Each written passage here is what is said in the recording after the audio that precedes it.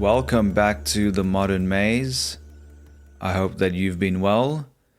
Thank you for all the support and really appreciate it. If you haven't checked out our first episode, please feel free to give it a listen. It gives a lot of context to what we're going to be talking about today and moving forward. Today's episode is going to be a bit of a long one, so I'm going to try and speed through as much that I can. I'm really excited about this episode because this, for me, is the book that started my journey towards this podcast. The book is Doughnut Economics by Kate Raworth. Before we begin, I wanted to, for myself, and I thought it'd be useful for this conversation, to just have a little recap about what do we mean by GDP, endless economic growth, and what are the problems around that. Just a little bit of context before we dive in. Because the main problem that the book is trying to solve is that instead of the fixation on endless economic growth, moving to a more holistic framework that thinks about the society and the planet instead. In the last episode, I mentioned that during my last subject in university, I wrote a research paper looking at if a United Nations goal, which is called decent work and economic growth, is an effective and appropriate method or mechanism in achieving sustainability. Just to recap the SDGs, the Sustainable Development Goals.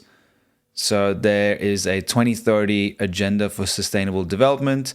It was adopted by all UN member states in 2015. 17 goals were developed by all countries, and they aim to eliminate extreme poverty and blend the three dimensions of sustainable development, which is economic, social, and environmental. SDG 8, which is what I wrote my paper about, primarily talks about establishing a sustainable economic system, and it highlights the significance of employment.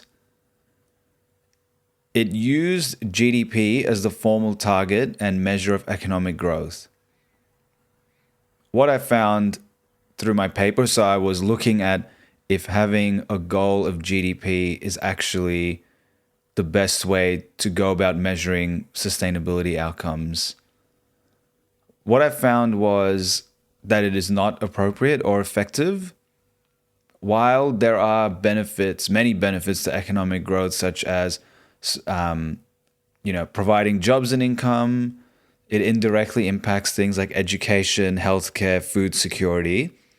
But the fact that this goal had such a narrow focus on economic growth disregarded the aspects of social well-being, including income distribution, basic needs, education, and equality. Furthermore, the emphasis on economic growth contributes to environmental degradation, especially because economic growth relies on energy production from fossil fuels. Now, there are 16 other goals that touches these sustainable and social aspects, so it's not fair to just look at this one goal of economic growth on its own. But what I was really curious about was, okay, if you're measuring this one thing and you're pushing forwards with this economic growth, does that impact the rest of the good things that you're trying to do? So does it counteract all of the sustainability and social outcomes that we're trying to pursue as well? And that's what I found, was that you're pursuing economic growth, but it is coming at the cost of some other goals that we're trying to set for ourselves. And so walking out of uni, this was the idea that stuck in my mind. How do we sustainably grow, and what does that look like? Now, speaking about endless economic growth, we have to briefly talk about capitalism. Now, we tend to associate capitalism with words like markets or trades. While markets and trades have been around for thousands of years, capitalism is only around 500 years old. And what makes capitalism unique is that it's organized around the rules of constant growth. And this is through ever increasing levels of industrial production and consumption. Now, we have come to measure this through GDP. At its most basic description, GDP, or gross domestic product, is a total sum of money a country earns from all of its activities over a year. Imagine a country that sells various things like cars, food, services like haircuts, and much more. GDP adds up all of the money made from selling these goods and services. Now, the purpose of increasing production, unfortunately, is not primarily to meet human needs or improve social outcomes. Rather, it's to extract and accumulate an ever-rising quantity of profit. Something important to note about GDP is that while GDP measures the total market value of all produced goods and services, it fails to distinguish between beneficial and detrimental activities. For example, there is no difference in GDP's eyes between spending $100 on weapons or $100 on education. It's still consumption and production, and so it's counted towards that. Additionally, it also ignores the ecological and social impacts of these activities. So cutting down a forest for timber or extending work hours boosts GDP. Meanwhile, GDP also overlooks valuable but unpaid activities such as maintaining your home, caring for children or elderly family members. It only recognizes economic value when money exchanges hands for services or goods. This approach means that we're missing the negative and positive aspects of economic activity, and if we're just looking at GDP, it paints an incomplete picture of a nation's health and well-being. Now, there is nothing inherently wrong with GDP, as we're going to discuss in this episode. There are great benefits from chasing economic growth, especially in low-income countries now. But it's the fact that we have promoted the indefinite increase of GDP, regardless of the costs, that's the problem. The functional imperative for GDP to grow every year is deeply embedded in the structure of modern economics. This is through the debt-based financial system, where modern economies heavily rely on debt for financing growth. The interest on these debts necessitates continuous economic growth to generate the revenue needed for repayment. Employment, economic growth, is often seen as necessary for maintaining or increasing employment levels. And finally, political expectations. Economic growth has and still is politically appealing as it signifies progress and prosperity. I just saw an article the other day briefly that I believe China is looking to grow its economy by 5%, which is very ambitious considering where the world economy is right now.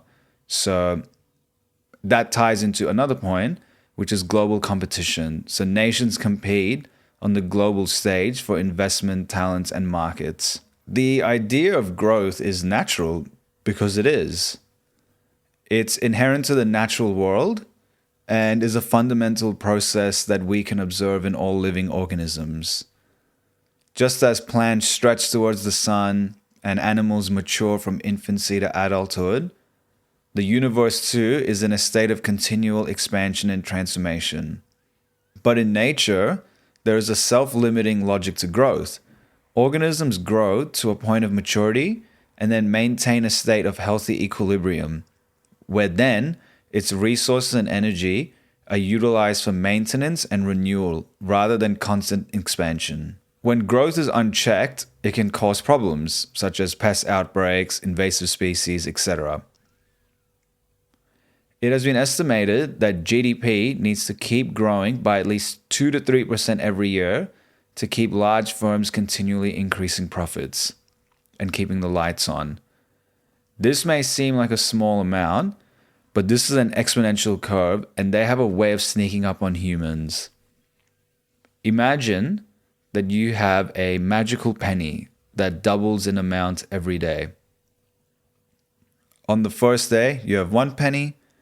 On the second day, you have 2 pennies. By the third day, you have 4 pennies. Each day, the amount of pennies you have just keeps doubling. 8, 16, 32, and so on. This pattern of doubling is what we call an exponential curve.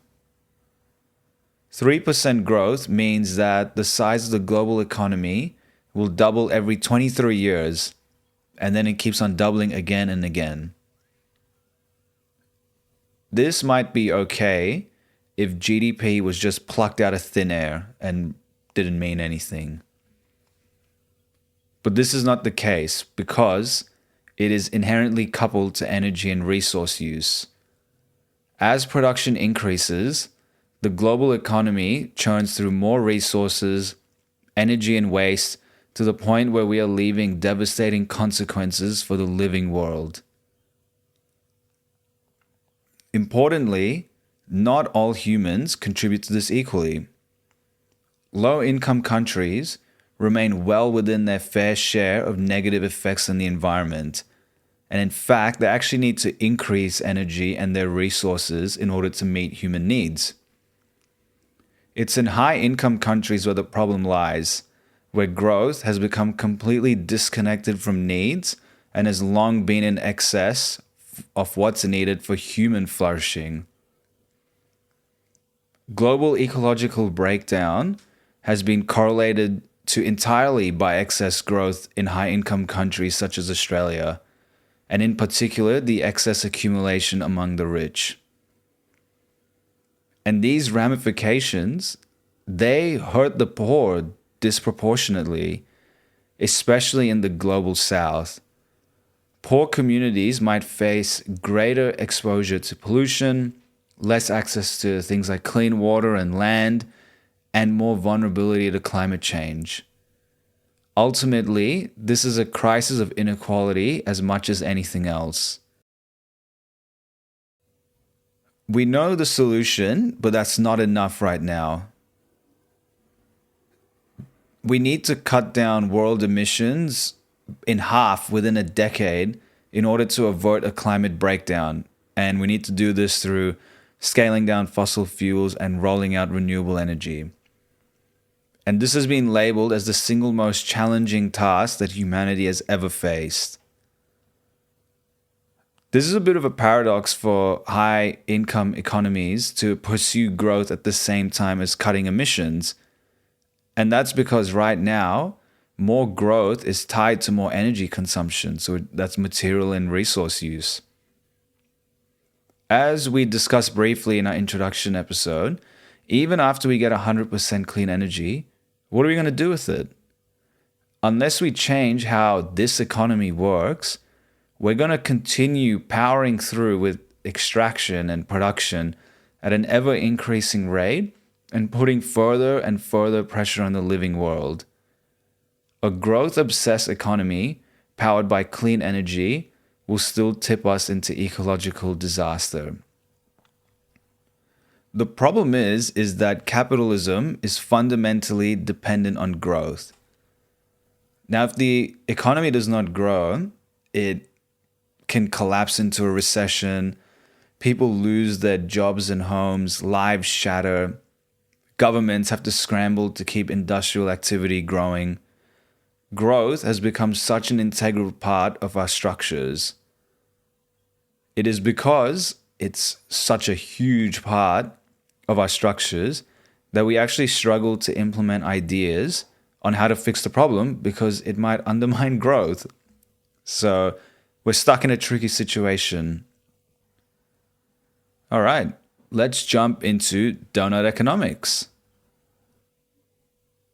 So in the first few chapters, Kate brings up the authority of economics and the power of pictures and how can we escape from them. In order to change the economic system, we're going to need to recognize how big economic theory plays a part in this story. Economics is the mother tongue of public policy, the language of public life, and it's the mindset that changes society. Economists play the role of authority figures in our lives, such as at the World Bank, the World Trade Organization, etc. In America, the Presidential Council of Economic Advisors is extremely influential. These guys shape economic policies, government spending, tax rates, etc., etc. Kate notes that our odyssey into the 21st century is going to be led by people that are being educated today, but they're being taught an economic mindset that is rooted in the textbooks of 1950, which then in turn are actually rooted in the theories of 1850. Now, if we want to rewrite economics, we're going to have to redraw its pictures as well. Pictures and imagery are incredibly important. Our brains are wired for visuals. Neuroscience has showed us that about half of the nerve fibers in our brain are linked to vision. When our eyes are open, vision accounts for 2/3 of the electrical activity in the brain. We are born pattern seekers, seeking faces in the clouds, mythical beasts in the stars, and ghosts in the shadows. We learn best when there are pictures to look at. Now, imagery has played a huge role in the way that we actually make sense of our universe and our planet. It's been clear that people have understood for a long time about the power of imagery and its ability to overturn deeply held beliefs. Pictures stay in our mind and reshape our view of the world. If you've ever seen the diagrams in economics, think of all the lines, curves, and circles, right? And they might seem harmless, but we cannot underestimate the power of these images, because what we draw determines what we can, and equally as important, cannot see, what we notice, what we ignore. Kate presents the case, and she will throughout this book, that these images paint a very partial picture of the economy, and these linger in our mind long after they have faded. Now, what if you've never studied economics, never laid your eyes on its most powerful pictures? Kate asks us to not dismiss them as unimportant, because these diagrams shape how economists, politicians, and journalists talk and think about the economy. But at the same time, if you've never seen them, consider yourself lucky. The fact that you've never sat through an economics lecture may actually be an advantage, because you've got less baggage to offload. I did economics as a major for 2 years, and in the second year, I dropped out because, have you ever done like equations that are just letters and the answer is letters? So it's like ABX plus CY equals whatever. And that was really disturbing to my brain. I could not understand it. If you've never been to an economic lecture at uni, you're really not missing out on much. And consider yourself lucky, because I have a lot of baggage when it comes to economic theory and economic pictures as well. So Kate presents 7 ways to think like a 21st century economist.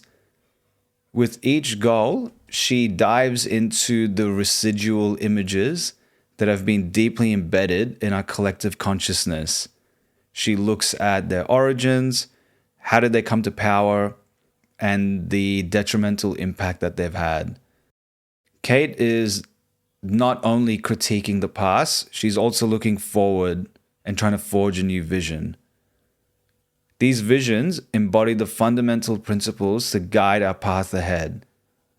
Mindful of how these images can act as self-fulfilling prophecies, shaping our reality based on the beliefs that we hold.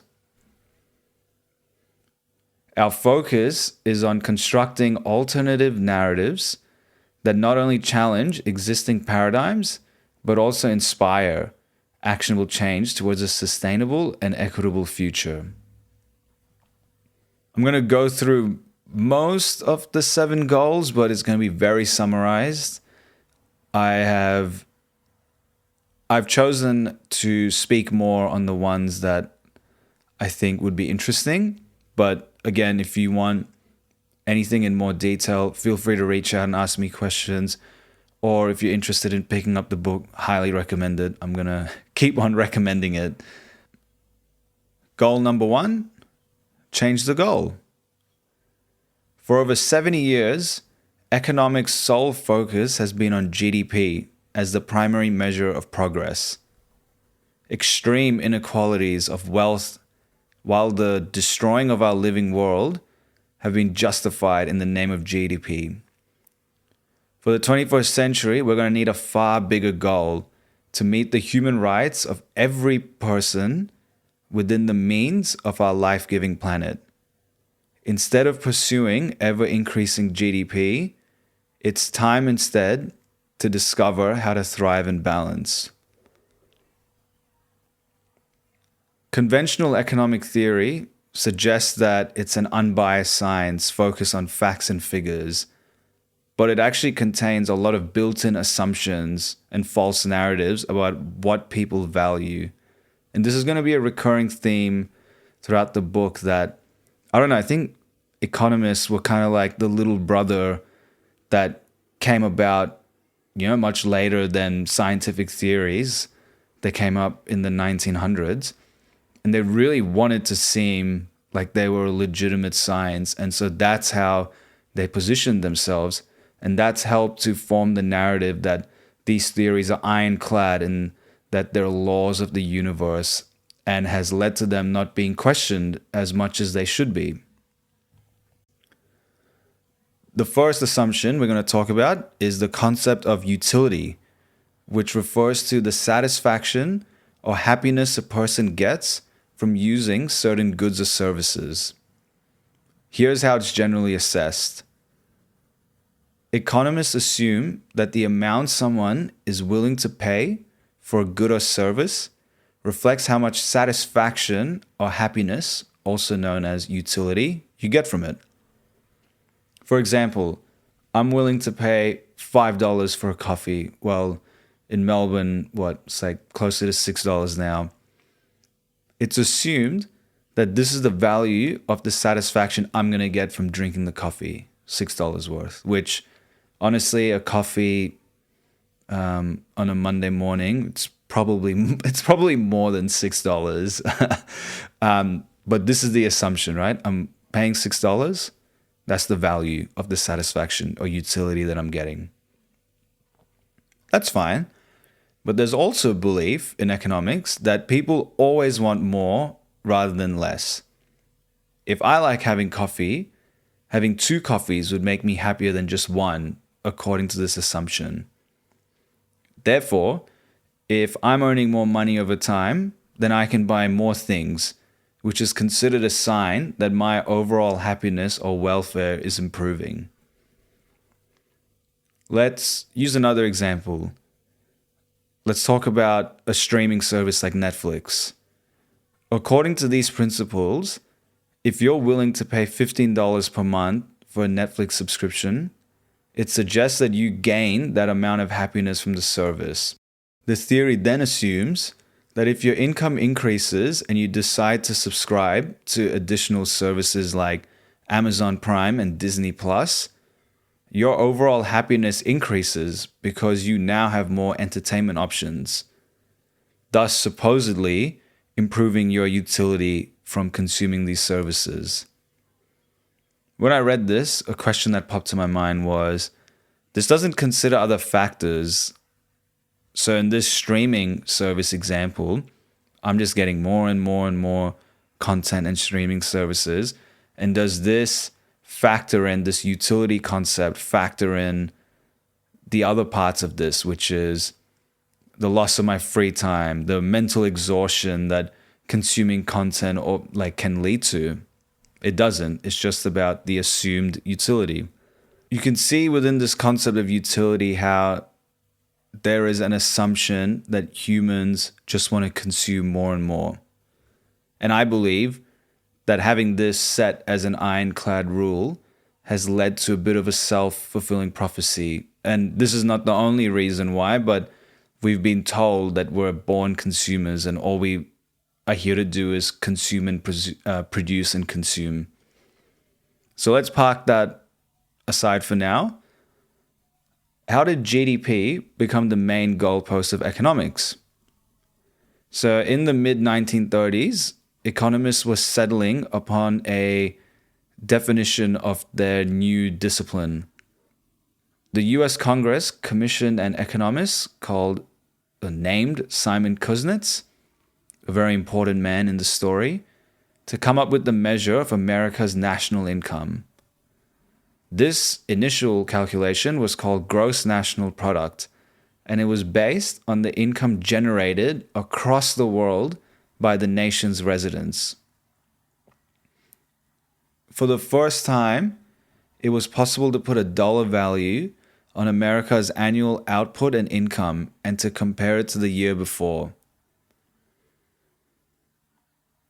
Other reasons were put forward to pursuing a growing GNP, and by the end of the 1950s, output growth had become the overriding policy objective in industrial countries. Kuznets actually warned against using this measure as a singular measure of economic progress. So it became dominant and it was enshrined as the key indicator of economic progress after the Second World War. In the last decades of the 20th century, GNP got switched for GDP, which now only measures the income generated within a nation's borders. By this point, the obsession with growth had deepened. Governments, companies, and markets actually came to expect, demand, and depend upon this continual growth. And this is an addiction that's still here. The concept of always moving forward is a reason why GDP is so appealing to us. It fits the story of how we progress and the story we tell ourselves as a species. That progress is always a movement that is forwards and upwards. How would success look like on a page for economists? They don't really draw their end state goal, but if they did, it would be an ever-rising line of GDP, an exponential growth curve moving forwards and upwards. And as we talked about just before, that has a way of sneaking up on us. GDP growth shifted from an option to a necessity. Since the mid-20th century, global economic development has already helped millions of people worldwide to escape deprivation. They've become the first generation in their family to lead long and healthy and educated lives with enough food to eat, clean water to drink, electricity in their homes, and money in their pockets. So economic development has been hugely helpful for our species. So wanted to highlight that. There's been many, many positives, and there still will be positives with economic development. But we need to be cognizant of the other things that it's triggered and the other effects that it's had upon our planet and ourselves. Global economic development also fueled a dramatic increase in humans' use of Earth's resources. So we're currently in an economic era known as the Great Acceleration. Between 1950 and 2010, the global population almost tripled in size and real world GDP increased sevenfold. At the same time, freshwater use has more than tripled, energy use has quadrupled, and fertilizer use rose over tenfold. Since 1950, there has also been an accompanying surge in ecological impacts, from greenhouse gases to ocean acidification and biodiversity loss. The pursuit of perpetual growth necessitates ever-increasing consumption of resources and energy, leading to escalating emissions, biodiversity loss, and degradation of ecosystems. Kate asks us to put GDP growth aside and to start with a question: what enables humans to thrive? Kate defines it as a world in which every person can lead their life with dignity, opportunity, and community, and where we can all do so within the means of our life-giving planet. This is where Kate introduces the donut, and she first designed this concept in 2011. The donut is a new way of guiding humanity, pointing to a future that can provide for every person's needs while safeguarding our planet. If you're able to right now, I highly recommend checking out the picture that I have linked in the show notes and on the accompanying Instagram post. For those of you who aren't able to see it right now, I'm going to describe it to you as best as I can. The donut consists of two concentric rings. The inner one is the social foundation to ensure that no one is left falling short on life's essentials. And then an ecological ceiling, so the second circle, the outer circle, to ensure that humanity does not collectively overshoot the planetary boundaries which protect the Earth's life-supporting systems. Between these two sets of boundaries lies a donut-shaped space which is both ecologically safe and socially just, a space in which humanity can thrive. So there's two circles, one bigger than the other, and it looks like a donut. The inner ring is the social foundation, which she got from the UN goals.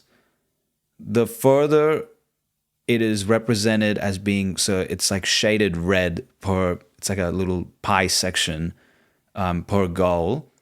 And the further red inwards it goes, inwards to the center of the circle, the more that it shows a shortfall in human needs. Then with the outer circle, that's the ecological ceiling. So the further out that a red bar, or however it's visualized, shows that we are going above and beyond planetary boundaries and we're overshooting it. And then in between these two circles is that space, the safe and just space for humanity, empowered by a regenerative and distributive economy. Since the mid-20th century, as we said before, economic progress has lifted millions out of poverty, leading to healthier, more educated lives. And it's also led to an unprecedented consumption of Earth's resources. So how much more pressure can our planet take? To answer that question, we need to look back over the past 100,000 years of life. During the last 12,000 years or so, it has been far warmer and far more stable, a period known as the Holocene. Now, because of the scale of our human activities and the impact that it's had, we've actually left this era of the Earth and have entered uncharted territory known as the Anthropocene. In 2009, an international group of Earth system scientists identified 9 critical processes that together regulate the Earth's abilities to maintain these Holocene-like conditions. For each of these, they asked how much pressure it can take before the Earth's systems actually tip out of balance. Now, it's hard to pinpoint exactly where danger lies since we are in the new and unknown state of our planet. So these scientists set up these 9 planetary boundaries, and this is the outer ring of the donut. We appear to have transcended the barriers for 4 of these global limits already. A last point about the donut that I'd like to make is that all aspects of the donut are interrelated. So I'm going to give an example here. When hills, let's say a lot of hills in an area, are stripped of their trees, This transformation can hasten the loss of biodiversity, disrupt the cycle of fresh water, and intensify climate change. These effects, in turn, strain the remaining woodlands. The disappearance of forests and dependable water sources may make communities more susceptible to disease and diminish food production, potentially causing children to let go of their education. It's an example used to highlight the social and environmental aspects and how we need to look at them together. And this was the sort of thinking that I was talking about in the first episode, where we look at all of the components of an issue.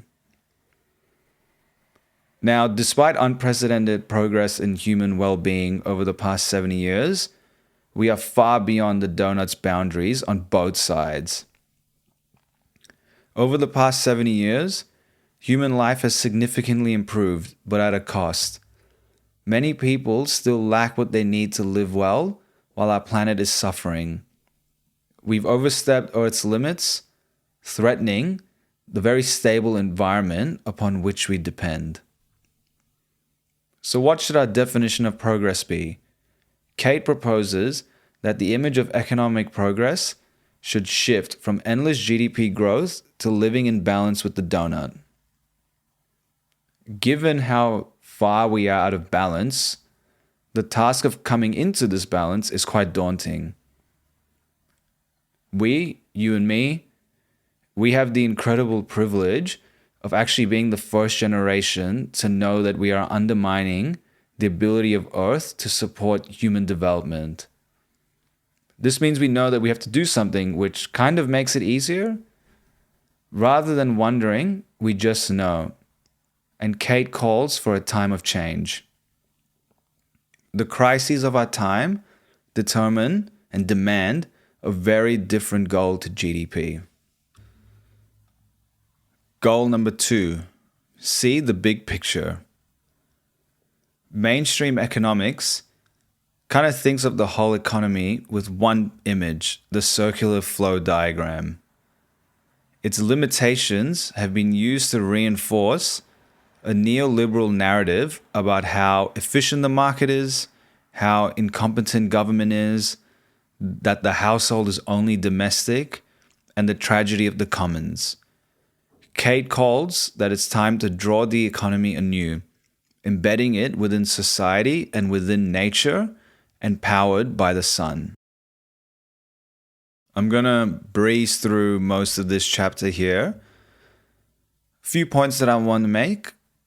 So just like a play, today's economic players act out their role on the international stage. And this is a predefined role that you and me didn't get to make. But who did get to set the stage and define the character traits of all the actors? How can we rewrite this story? I'm going to briefly talk to the circular flow diagram. I'm going to include an image of that on the Instagram post. It speaks to a mutual and the market relationship between households and businesses, and that's really the middle of this diagram. So the households give their labor and capital, so a job, for example, in return for wages and profits, so salary. So a household gives a business its labor and capital, and a business gives wages and profits. The household then spends that income buying goods and services from businesses. And this is the main income flow between houses and businesses. Then there are 3 outer loops. First one is commercial banks. So banks take the income from savings for households and reinvest into businesses. Governments extract the income as taxes, but then put it back in as public spending. And then overseas traders need to be paid for the nation's imports, but in turn pay for the exports. While the circular model was a great first attempt at depicting the economy as a whole, there are a lot of problems with it. Oftentimes, the most important assumptions about a model can be what's in the blank spaces around it, that which are not named. In this model, there is no mention of the energy and materials upon which the economic activity depends, nor does it speak to the society within. So it's a very transactional flow, and this has been considered such a pivotal and big image and diagram in mainstream economics. Kate then lists the cast of economics as told by the neoliberal 20th century story, and she then recasts the players to tell a new story where we're creating a thriving balance. I'm going to go through some examples here. So, as part of the old cast and an old story, is that one of them is that the earth is infinite, so take all that you want. The old story led us to treating the planet like it has endless resources, and that has led to harm and ignores that nature's gifts are limited. We need to use Earth's resources wisely to make sure that they can last and keep the planet healthy. Which Kate then recasts, the Earth is now life-giving, so respect its boundaries. We need to treat Earth with care and respect, living within its natural limits to keep it healthy and supportive of all life. Another example of an old story is that the household is domestic, so leave it to the women. The old story perpetuated that women should only do housework and take care of others, and this keeps gender inequality going, and it doesn't see the real value of this work. Kate recasts this as the household is core, so value its contribution.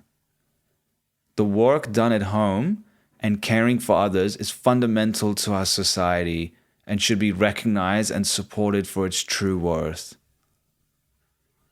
Last one. Finance has been seen as infallible, so trust in its ways. Trusting too much in financial markets and institutions to perfectly manage resources really ignores the big risks and unfair advantages these systems can have, shown by financial crashes and increasing inequality. We can recast finance as being in service, so make it serve society. Financial systems should focus on making society and the environment better, not just making more money. So this goal was really about the story that we tell ourselves about how we are players in the economy and what each player does, and that the old cast and the old way of telling the stories has a huge impact on how these players still act today. So we should be recasting these players to tell a new story where we are thriving in balance. The third goal is to nurture human nature. There is a character in the middle of economics, at the heart of it. He is a character, it's a he, of the rational economic man. His image has been drawn and redrawn for over 2 centuries by economists. His influence is a lot larger than I thought and that you might initially think. Why is that? It's because he's the main character in every mainstream economics textbook. He informs policy decision-making across the world. He wordlessly tells us how to behave and shapes the way that we talk about ourselves. What are the characteristics of this rational economic man? There are 6 of them. The first one is that he acts solely based on self-interest, seeking to maximize his own utility or happiness without considering the well-being of others. So if we think about our discussion about utility, that means consuming more and getting more satisfaction from it, and that he's only acting out of self-interest. Second is perfect information. He operates under conditions of perfect information, meaning that he is fully informed about all aspects of his decisions, including the available choices and their outcomes. Third, he has rational decision making. So his decisions are made rationally, based on logical assessment and comparison of the costs and benefits associated with different options. Consistency. His preferences are consistent over time, and he always makes choices that align with these preferences. 5. The ultimate goal of the rational economic man is to maximize his utility, which could mean achieving the highest levels of satisfaction, profit, or just benefit from his choices.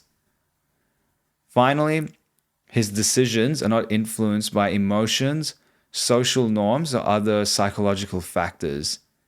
He acts as an isolated individual, unaffected by societal pressures or relationships. His first appearance was created by Adam Smith, who is a 18th century Scottish economist and philosopher, one of the fathers of modern economics, and the author of The Wealth of Nations, which laid the foundations for classical free market economic theory. Smith actually did not believe that humanity was motivated by self-interest alone, and he believed that our behaviors could not easily be predicted. However, in an attempt to model a nation's economy, just like how Newton had success in reducing the physical world to atoms and then constructing its laws of motions from a single atom up, William Stanley Jevons, a 19th century English economist, reduced economic activity to the single average individual. To achieve this, he had to make the human behaviors exaggerated so that it could be described mathematically. This is another case of economists wanting to be recognized as scientists, and so using scientific theory for something that is inherently not a science. Jevons drew the calculating man, whose fixation on maximizing his utility had him constantly weighing up the consumption satisfaction that he might derive from every possible combination of his options. This put utility at the heart of economic theory.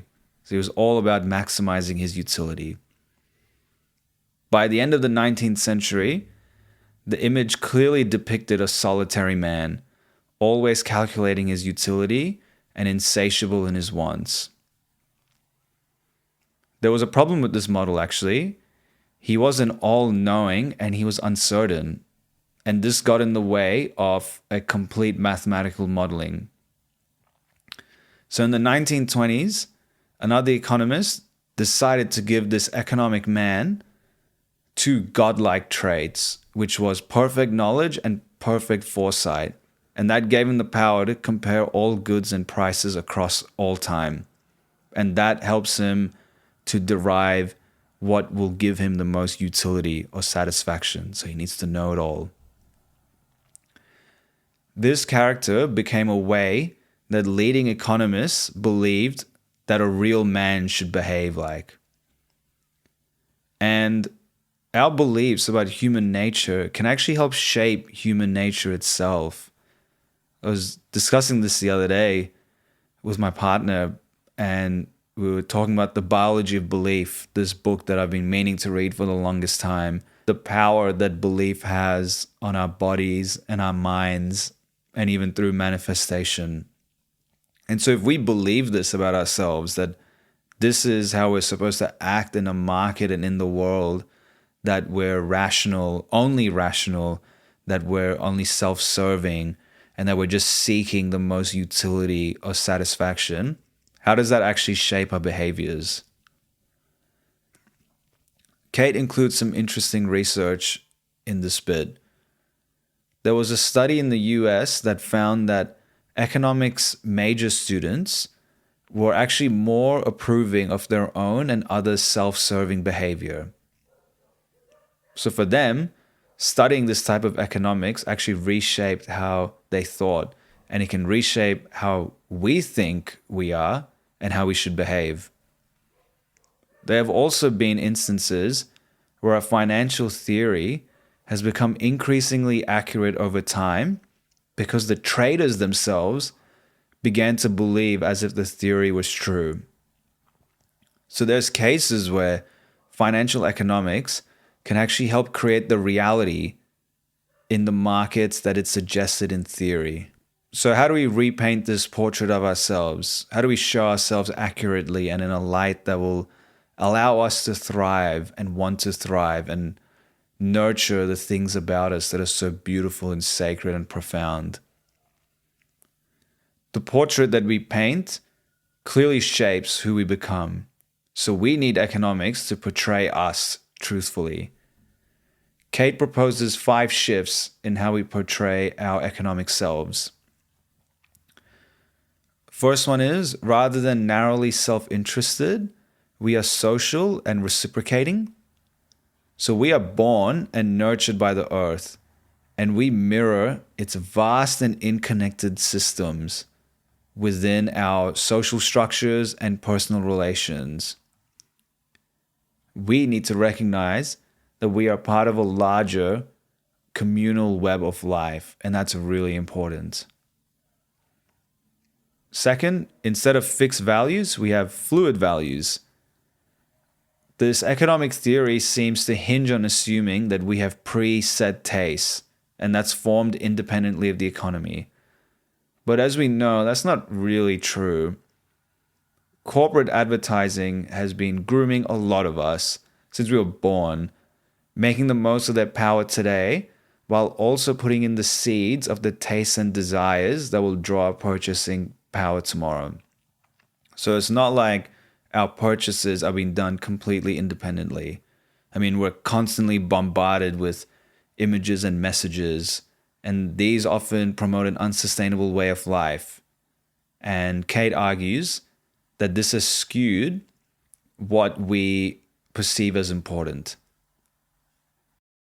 This takes us away from our true values instead of things like status, appearance, and the accumulation of goods. I truly believe that the journey to discovering the true values of ourselves is a crucial step in this journey together. Third, we are not isolated, we are interdependent. We come from communities. We are truly a social species who rely upon each other to thrive. I do believe that the loss of community has been such a driving factor for quite a few of our societal issues. And even planetary, honestly, would be linked as well. Rather than calculate, we usually approximate. That's the fourth one. We're not going to make the perfect decision every time like the rational economic man. We have many cognitive biases that cause us to deviate from the ideal model of rationality. Additionally, rationality only takes one modality of experiencing the universe. What about the intuitive knowledge? Making a decision on our gut feel, or something that we can't explain drawing us to a decision. This doesn't take, or the old way of thinking doesn't take any of that into account. Our biases have actually helped us survive and thrive in this world. An example is making a quick calculation using a rule of thumb. So we approximate, we've survived approximating. We didn't have a calculator when we were in a cave. So don't expect us to make the perfect decision every time based on rationality. The last one, far from having dominion over nature, we are deeply embedded in the web of life. We are from the earth and are part of the interconnected web of life. A shift of consciousness is needed in modern societies. If a child grows up in the city and has never had an intimate relationship with nature, is it easier for them to not pay attention to it? The well-being of humans is inherently linked to the health of our planet, and I believe that is something that has been lost, that link to the planet, and that we truly depend upon this earth, and our well-being really depends on it. By acknowledging that we are part of the web of life, we could find a new basis for our actions, one that promotes sustainability, reverence for life, and a deeper sense of belonging to the Earth community. The three images of our self-portrait that Kate paints, the first one is humanity as a community, a reminder that we are the most social of species, dependent upon each other's lives. The second one is sowers and reapers, which embed us in the web of life, making clear that our societies co-evolve with the living world upon which we depend. The third one is an acrobat, so showing our skill of trusting, reciprocating, and cooperating with each other to achieve things that none of us could do alone. So how we look at ourselves and the things that we tell each other about ourselves greatly influences who we are. So let us change how economic theory and economics looks at humans. The fourth goal is to get savvy with systems. I'm going to give a brief description of this and quickly move along here, because we've already hit close to an hour, I think. So I'm going to try and speed through some of this. The iconic crisscross of the market's supply and demand curves is the first diagram that every economics student encounters. I really do remember encountering it. But it is rooted in misplaced 19th century metaphors of mechanical equilibrium. Another way of looking at it is through systems thinking, to understand how dynamic the economy is, summed up by feedback loops. It is time to stop looking for the control levers of the economy and start moving it towards an ever-evolving complex system. This chapter is, I'm going to boil it down to its most basic, but there is a lot of interesting stuff in here, that we should be embracing systems thinking for our economy, and that we need to recognize that our economic activities and outcomes are interconnected within our social structures and ecological systems. Today's economy is divisive and degenerative by default. Tomorrow's economy must be distributive and regenerative by design. Goal number 5, design to distribute. One of the most dominant economic theories in the late 20th century is this story that all countries have to push through high inequality and the social pains associated with it if they want to create a richer, more equitable society for all. So it's the no pain, no gain sort of mentality here. Now, this is a false belief that was not actually based on evidence, but on a false but highly influential diagram. And moving forward, we need to regard inequality as a design failure of economics. If we aim to have humanity thrive within the donut, then they're going to need the capabilities needed to lead a life of dignity, opportunity, and community. However, there are still millions of people who lack the basic needs to do so. Where do these people live? 20 years ago, if someone asked me the question, maybe asked you the question, the answer was pretty easy to guess. Almost all of them lived in the world's poorest countries.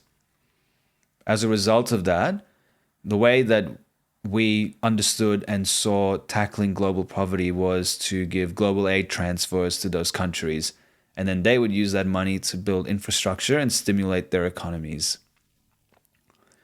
Today, the answer is quite different.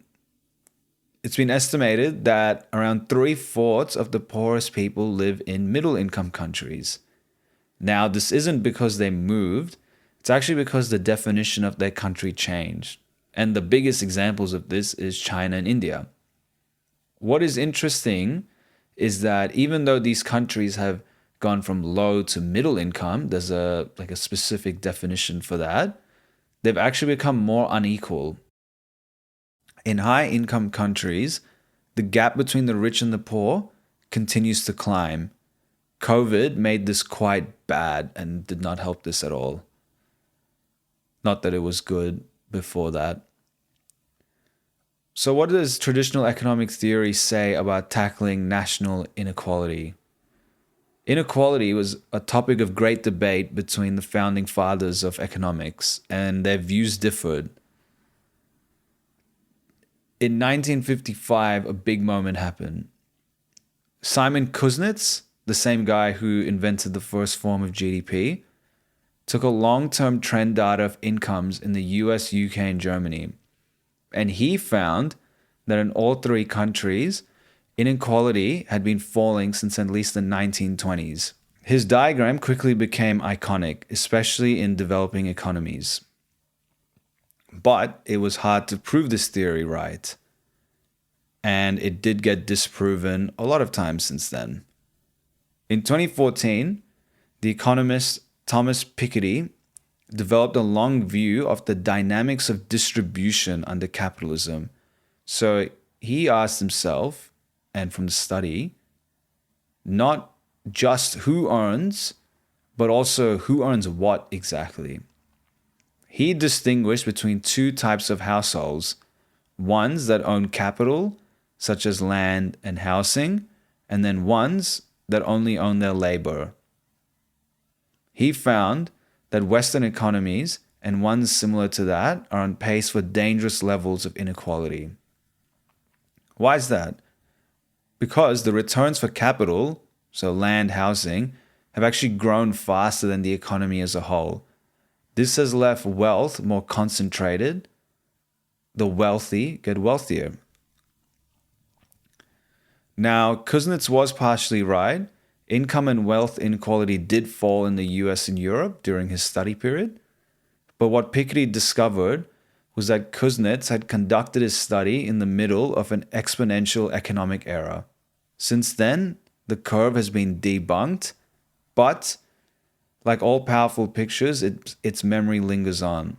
And we're going to talk about the Kuznets curve in an upcoming episode. There's a really interesting paper that I want to dive into, and it talks about the Kuznets curve and inequality. So why does inequality matter?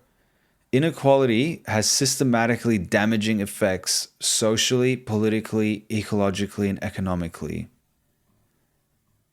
For many low-income economies, inequality might have seemed like a trade-off for the role that it was believed to have in generating faster economic growth, but that has been debunked.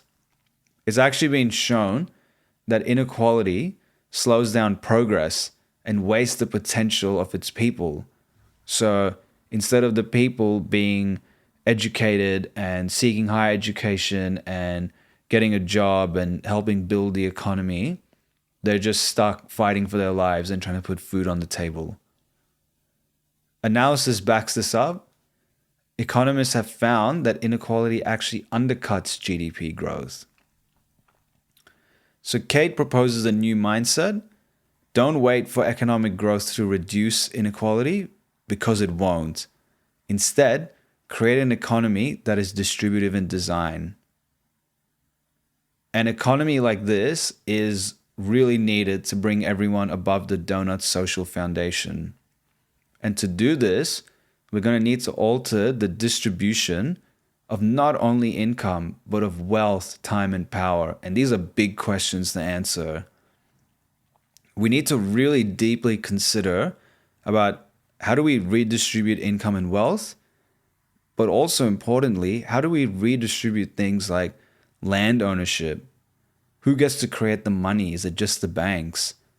Who owns your labor? Who's going to own the robots? Who owns the ideas and is innovation being stifled by intellectual property? Additionally, creating a new common sector has been named as a great task of the century. How are we going to build a common sector that can resist enclosure and externalization by the market, protect the planet, and share the fruits of our common inheritances more equitably? How do we create a universal knowledge hub for all of those to access, which is already underway? We have the internet, which has been a beautiful thing, right? That's redistributing knowledge. This chapter was really about how do we redistribute and how do we design to distribute, and that inequality is a design failure. It's not a choice that we need to make, and it's not an inevitable part of an economic story. The sixth goal is create to regenerate. There is another economic theory that has been circulating for quite some time now, and it is that poor countries are too poor to be green. They don't need to worry about it because economic growth is actually going to eventually clean up the very damage that it's created. And this is a really big theory. However, this theory is a myth. Let's look at India as an example, my home country. Doing very well economically, but it is not reflected in its environmental outcomes. The truth is, what goes up might not come down. In the 1990s, a pair of US economists looked at data on local air and water pollution in around 40 countries, and they found that pollution first rose and then fell as GDP increased, tracing out the shape of an inverted U when plotted on the page. And looks exactly the same as the Kuznets curve, and it was called the environmental Kuznets curve. The economists had careful caveats about their hypothesis, but as we've seen previously now, it turned into an economic mantra. It kind of sounded like a weird fitness regime for our living world. If you want clean air and water, healthy oceans and forests, it's going to get worse before it gets better, and growth will make it better.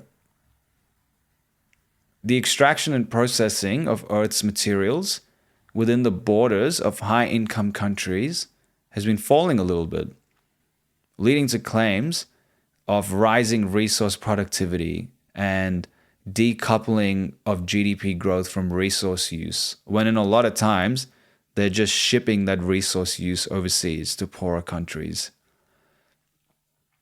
However, when you look at a nation's material footprint, which you do by adding up all the biomass, fossil fuels, metal ores, and minerals that are used worldwide to create the products that the country imports, then the success story seems too good to be true.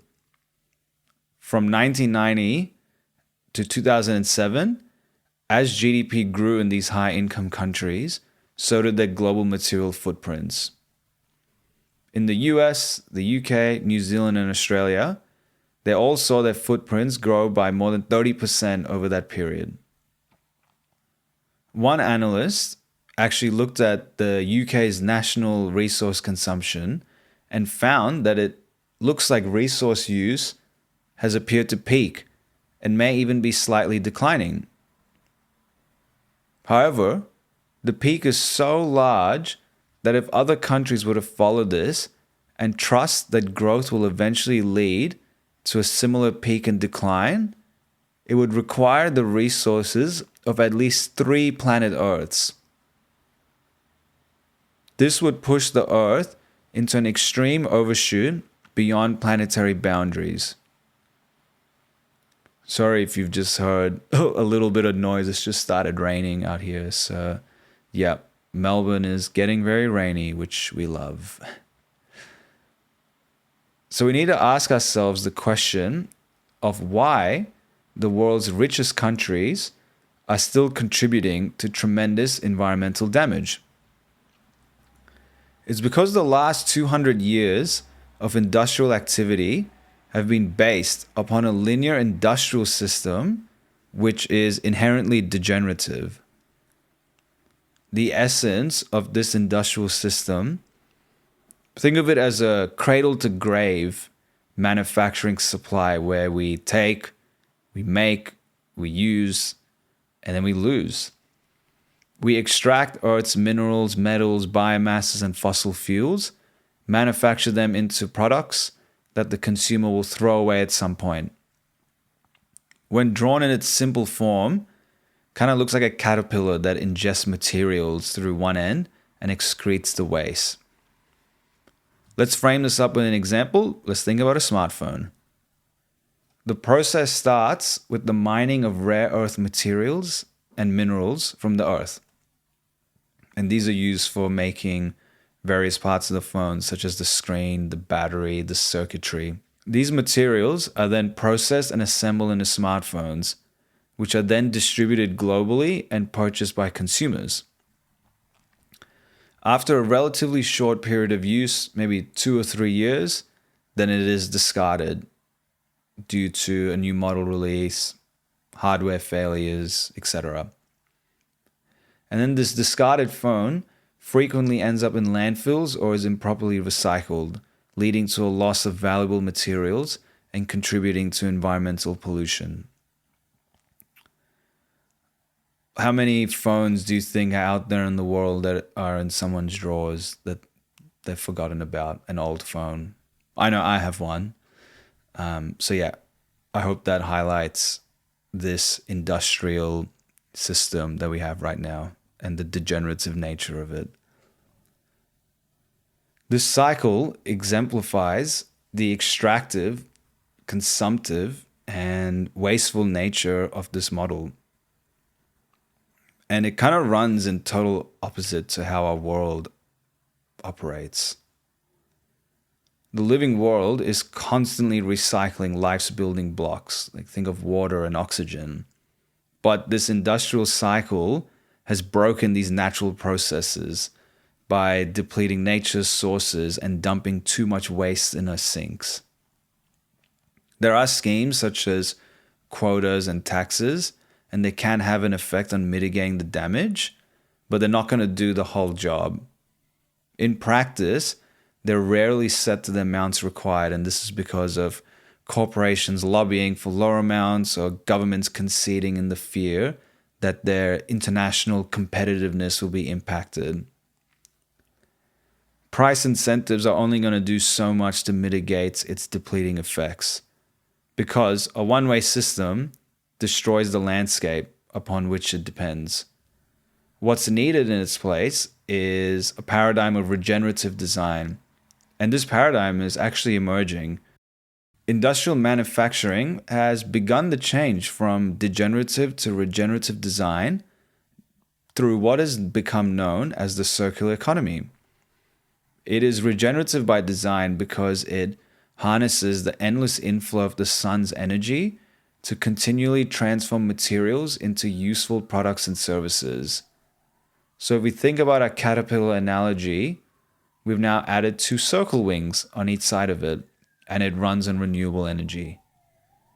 Instead of leftovers from one production process being thrown out, they become the source materials for the next. The materials need to be thought of as belonging to one of 2 nutrient cycles: biological nutrients such as soil, plants, and animals, and then technical nutrients such as plastics, synthetics, and materials. For the biological wing, we're going to need to assume that all nutrients are eventually consumed and regenerated through the living world. So an example is, imagine using ground coffee. Like, think of all the ground coffee there is in Melbourne. Imagine if we use all those leftovers as compost to grow mushrooms, for example. And this in turn becomes feed for cattle, and then eventually are returned to the soil as manure. Now, the products using metals and synthetic fibers do not naturally decompose, so they're going to need to be designed to be restored, and this can be through repair, reuse, refurbishment, or recycling. Let's go back to the example of the mobile phone. In a circular economy, they would be designed for easy collection and disassembly. I've always thought about this, but imagine just being able to put the latest chip and battery into your phone as opposed to buying a new one. Like, even with my MacBook, I think it's impossible to get the chip upgraded or like beyond expensive. So they make barriers towards you doing these things and just having to buy a whole new product full of these rare earth materials in this example. Now, while a lot of incredible work is going on to make circular economies and regenerative cities, It's going to only be fully realized if it's underpinned by regenerative economy design, which we do not have right now. The economist's role is to design the economic policies and institutional innovations. The commons and the state are then going to unleash the extraordinary potential of the circular economy and regenerative design. And it needs to be accompanied with the distributive design, and then we will indeed be heading toward the donut safe and just space. We're nearly there, people. Number 7, be agnostic about growth. One diagram in economic theory is so dangerous that it's never actually been drawn: the long-term path of GDP growth. Mainstream economists view endless economic growth as a must, but nothing in nature grows forever, and the attempt to buck this trend is being asked of high-income but low-growth countries. Now, it may not actually be that difficult to give up GDP growth as an economic goal, but it's going to be far harder to overcome our addiction to it. Today, we have economies that need to grow, whether or not they make us thrive and whether or not they grow. We need to be agnostic to growth and explore how economies that are currently financially, politically, and socially addicted to growth could learn to live with or without it. No country has ever ended human deprivation without a growing economy. But at the same time, no country has ever ended ecological degradation with a growing economy. So if our 21st century goal is to get into the donut by ending degradation and deprivation, what happens to GDP growth? Kate makes the case for creating an economy that is agnostic about growth, one that promotes human prosperity, whether GDP is going up, down, or holding steady. There are two outcomes for the long-term future of the GDP growth curve. One is that either the line keeps rising indefinitely, shooting up off the top of the page, and we talked about exponential growth and that it's going to shoot up towards infinity and faster than we can imagine. The second outcome is that it's going to flatten out and eventually come to level. Early economists actually acknowledge what their successors didn't, and that is economic growth must eventually reach a limit. For low and middle income countries, the domestic economy is still emerging, and this is when growth leads to investments in public services and infrastructure. So its benefits to society are pretty clear. In fact, across low and middle income countries, a higher GDP tends to correlate with increased life expectancy at birth. Far fewer children dying before the age of 5 and more children going to school. 80% of the world's population lives in these places, and significant GDP is needed, and it's on the way.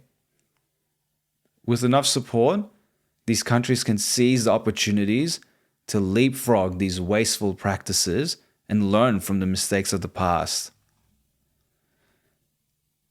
High income but low growth countries have an interesting problem to solve with GDP. They're going to need to ask themselves if the end of economic growth is coming soon. The slow growth that these countries have seen in the last few years is accompanied with widening income inequalities, while at the same time, all of these countries' global ecological footprints already far exceed Earth's capacity. It would take 4 planets for everyone in the world to live as they do in Sweden and in the US, and 5 planets to live the way we do in Australia. So if GDP is to continue growing in high-income countries, it needs to decouple itself from the traditional resource base into a different one. So instead of using fossil fuels and a degenerative industrial model, moving towards renewable sources of energy and materials and industrial designs.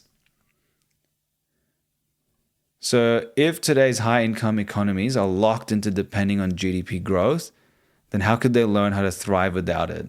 Kate calls for the opportunity in this crisis to start identifying the ways that economies are addicted to pursuing GDP growth. So looking deeply, deeply within each structure, and then what it would take to cut loose from this. She calls out that there are no easy answers, and it may take a long time to experiment and figure out what this actually looks like. But this issue needs more attention and analysis now because our world and society cannot wait. Wowee, that was a lot of information. Thank you so much for sticking all the way through. Today's episode was a summary of the book. If anything we've talked about sounds interesting to you, then I would highly recommend this book, or also reach out to me with any questions.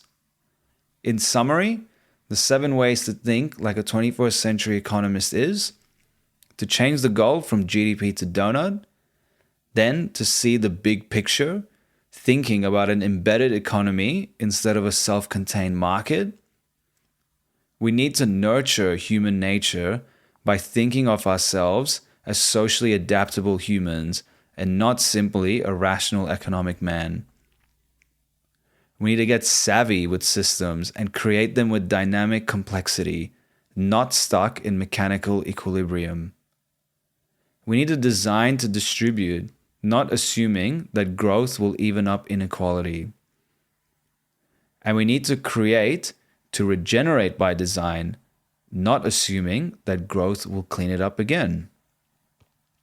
And finally, we need to be agnostic about growth, not growth addicted.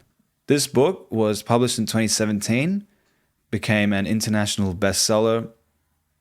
Kate co-founded the Doughnut Economics Action Lab as a place to connect everybody interested in putting these principles and theories and practices into action. It's actually now being discussed, debated, and put into practice in communities, in business, in government, in towns, in cities, and nations, worldwide actually. And guess what? There is a local Melbourne Doughnut, which was finalized and released last year in October, which I went to the release of the Melbourne Doughnut. They did an event.